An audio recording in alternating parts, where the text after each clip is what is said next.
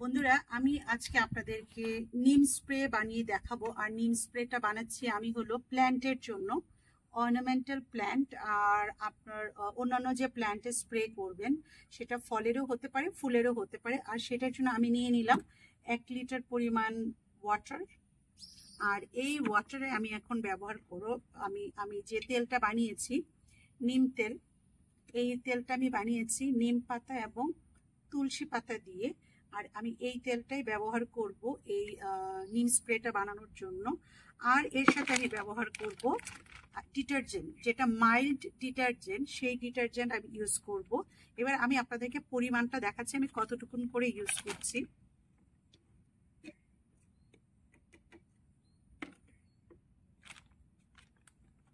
আমরা ডিটারজেন্ট নিয়ে নিব 1 চামচ।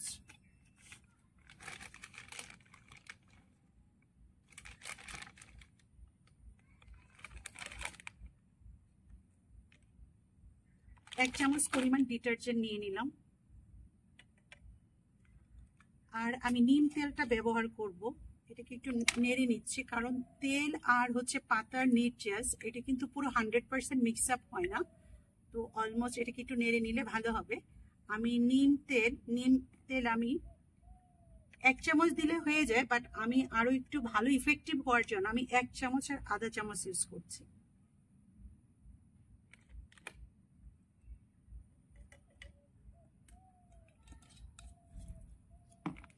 এবার এই ওয়াটারটাকে পুরোটা শেক করে মিক্স করে নিতে হবে।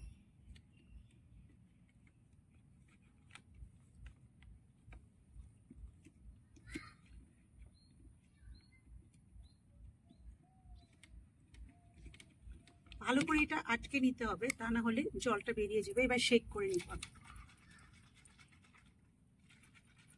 দেখুন, আমি শেক করে পুরো ডিটারজেন্টটা মিক্স হয়ে গিয়েছে ওয়াটারের সাথে, এবং স্প্রেটা খুব সুন্দর হয়েছে। নিচে একটু ডিটারজেন্ট জমা হয়ে থাকেনি, পুরোটা মিক্স হয়ে গেছে। তো এই স্প্রেটা আমি কি করে ইউজ করব আমি আপনাদেরকে দেখাচ্ছি। এটা যেহেতু পাম্প সিস্টেম আছে, একটু পাম্প করে নিতে হবে। এইবার আমি স্প্রে করব এটা। এই যে এটা আমার হচ্ছে সাদা এবং হালকা গোলাপি দুটো কালারের ফুল হয়, এখন দুটো মিক্স কালারের। তো এই প্ল্যান্টটাতে আমি স্প্রে করছি।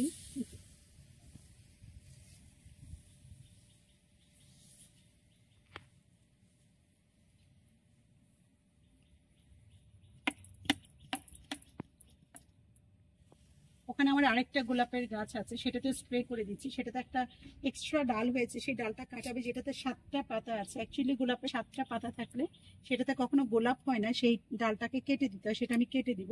কিন্তু এখন আমি স্প্রেটা করে দিচ্ছি, কারণ অনেক ধরনের পোকাগুলো আছে, সেগুলো তাহলে মারা যাবে এবং গাছের একটা ভালো গ্রোথ হবে। আসলে বলুন তো, প্রকৃতিতে যত সমস্যা আছে তার সমাধানও দেয়া আছে। আপনি যদি নেচারের ভিতরে খুঁজে পান, তাহলে সব রোগেরই ট্রিটমেন্ট কিন্তু নেচারে দেয়া আছে। বন্ধুরা, এই নিম স্প্রে ইউজ করার ফলে যে যে পোকা ইনসেক্ট গুলো থেকে আপনারা রক্ষা পাবেন, মানে গাছকে রক্ষা করতে পারবেন, সেগুলো হলো white flies, mealy bugs, army worm, leaf hoppers, bag worms, leaf miners, fruit flies, loopers, bud worms, beetles, aphids, scales, caterpillars, midges, mites প্রভৃতি। এছাড়াও গাছের যে হেলদি গ্রোথ সেটা কিন্তু অনেক বেশি হবে যদি এই নিম স্প্রেটা রেগুলার ইউজ করা হয়। 15 দিন অন্তর অন্তর ইউজ করাটা এটা অনেক ভালো, এবং এটা ইউজ করার ফলে মানে আপনারা যে স্টেপ বাই স্টেপ ইউজ করবেন, এটা কন্টিনিউ ইউজ করার দরকার নেই।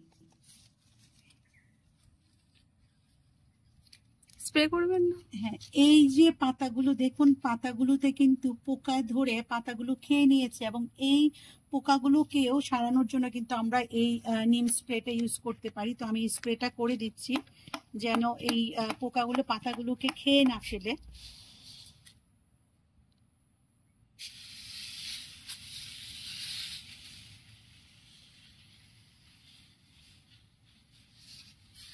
এই যে পিঁপড়েগুলো দেখতে পাচ্ছেন, পিঁপড়ে, কালো পিঁপড়ে ভর্তি গাছের মধ্যে। এই যে কালো পিঁপড়ে, অনেক পিঁপড়ে হয়েছে এখানে।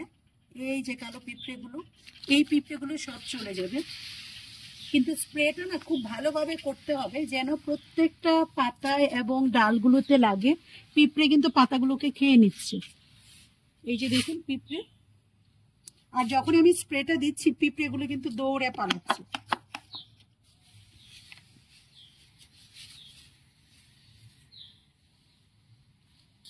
এবং অনেক পোকা আছে যেগুলো ধরলে পাতাগুলো না কুঁকড়ে যায়। এই যে দেখুন পাতাগুলো কেমন কুঁকড়ে গেছে, এই যে সাদা সাদা, এগুলোও কিন্তু চলে যাবে।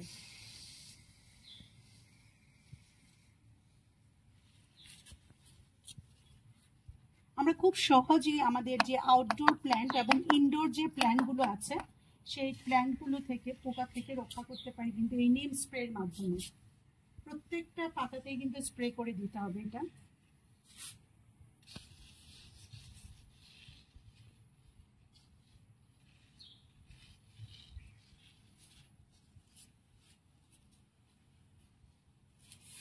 আমি আপনাদেরকে অন্য একটা ভিডিওতে দেখাবো যে একটা পিঁপড়েও থাকবে না এবং পাতাগুলো খুব সুন্দর হয়ে যাবে, কারণ যে পোকা ধরেছে পোকাগুলো সব চলে যাবে।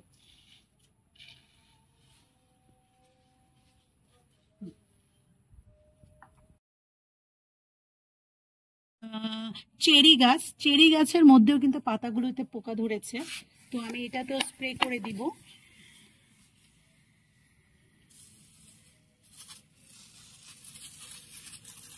একটু দূরে স্প্রে করতে হলে স্প্রে মেশিনটাকে মানে এটাকে একটু এখন নিতে হবে। ইভেন আমার যে ফুল গাছগুলো আমি আপনাদের বলেছিলাম এটা হচ্ছে আমার গন্ধরাজের গাছ, এটার মধ্যে দেখুন পাতাগুলো খেয়ে নিয়েছে অনেকটা, এত পিঁপড়ে আর পোকা হয়েছে। পুরো গাছটাতে স্প্রে করে দিচ্ছি।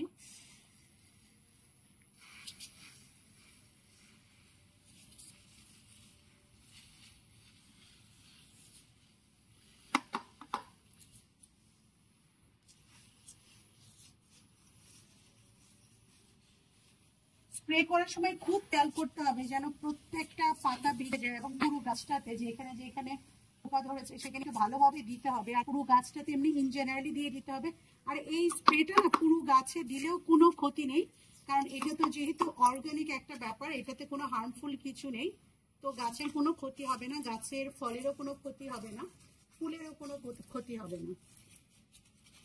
এখানে যে আমার গোলাপ গাছটা আছে আমি সেটাতেও স্প্রে করে দিচ্ছি, এই যে গোলাপ গাছটা, কারণ এটাতেও পোকা ধরেছে, এই যে কালো কালো হয়ে গেছে পাতাগুলো।